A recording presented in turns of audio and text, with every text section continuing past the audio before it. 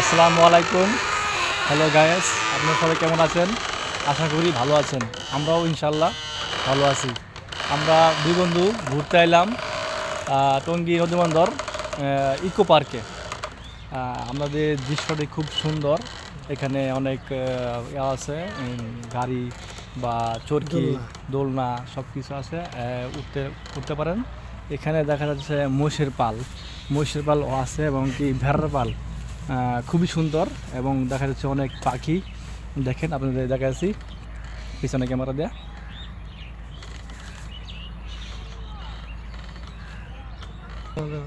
দেখেন কি সুন্দর।